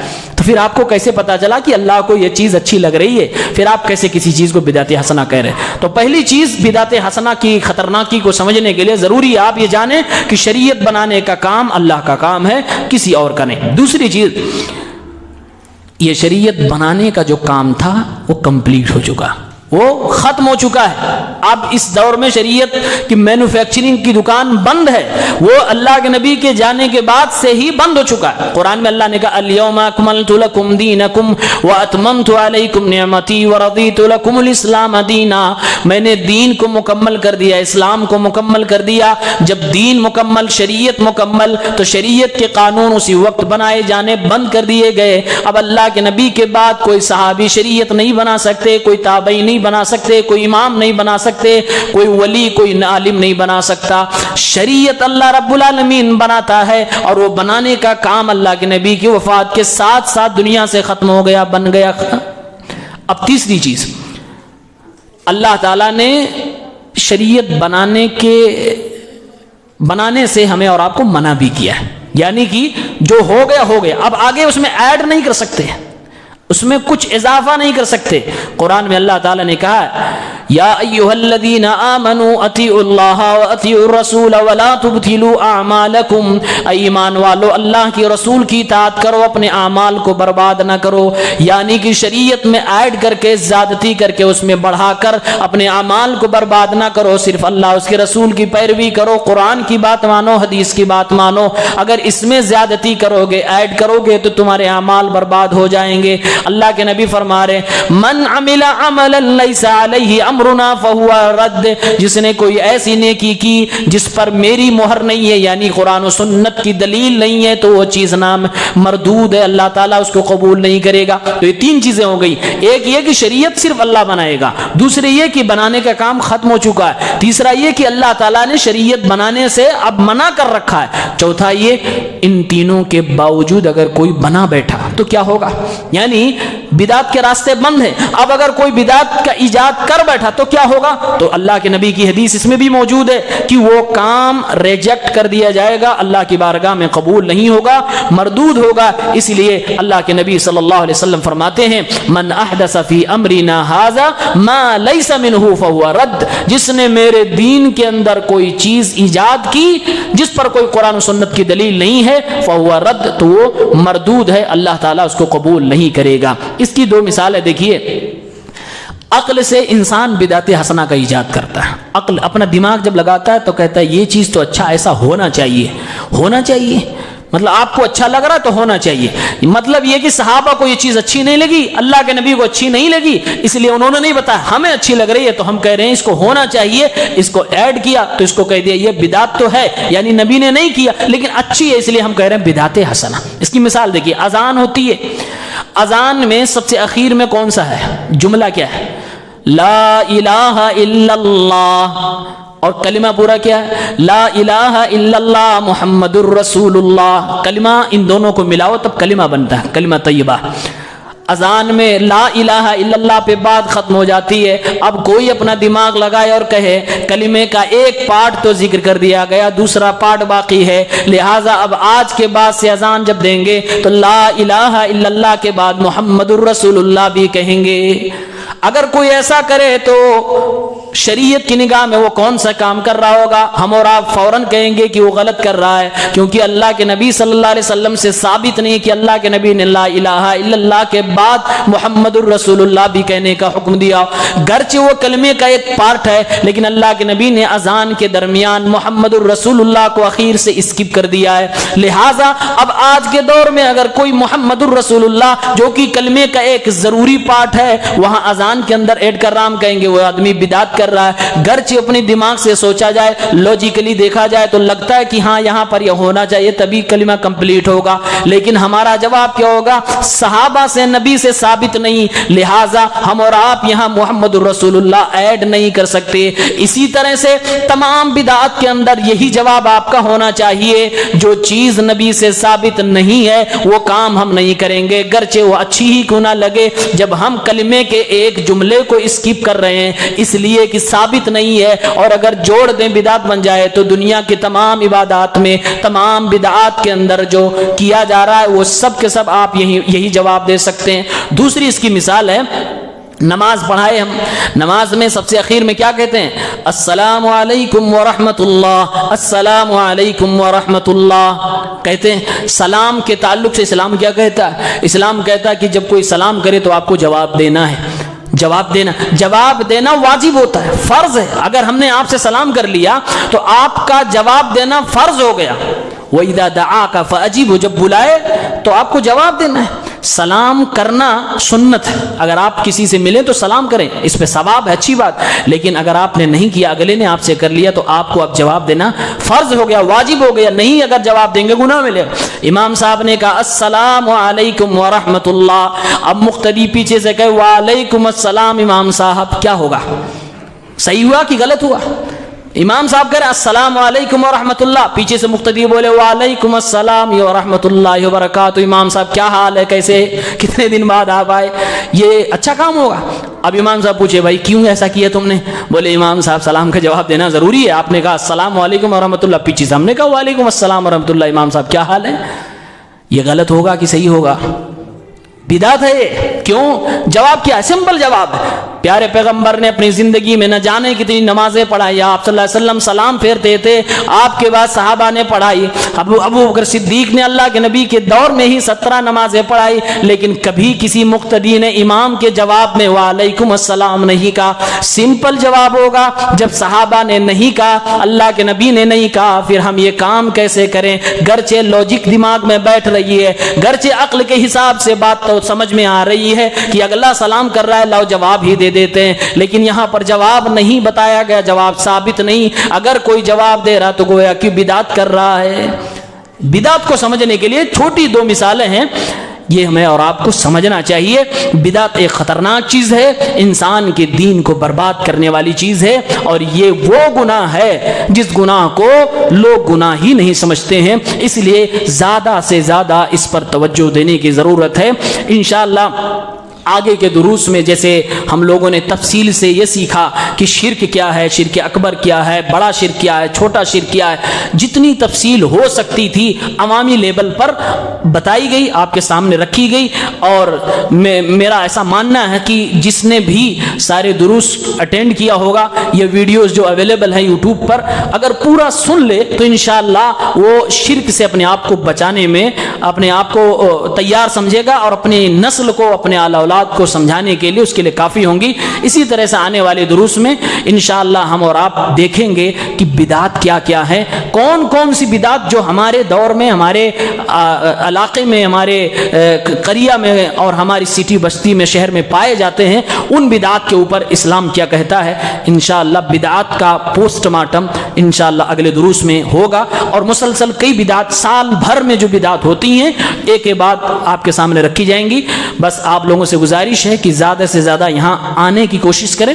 اللہ تعالی ہم سب کو کہنے سننے سے زیادہ عمل کرنے کی توفیق عنایت فرمائے۔ پروردگار عالم عمر دراز نیکی کے ساتھ ہم سب کو عطا فرمائے، تاکہ ہم اس مشن میں کامیاب ہوں اور لوگوں کو صحیح دین بتا سکیں، پہنچا سکیں، تاکہ لوگ عمل کریں، دین صاف ستھرا ہو، عمل نیک ہو، اللہ کی بارگاہ میں قبول ہو۔ وآخر دعوانا ان الحمد للہ رب العالمین، والسلام علیکم ورحمۃ اللہ وبرکاتہ۔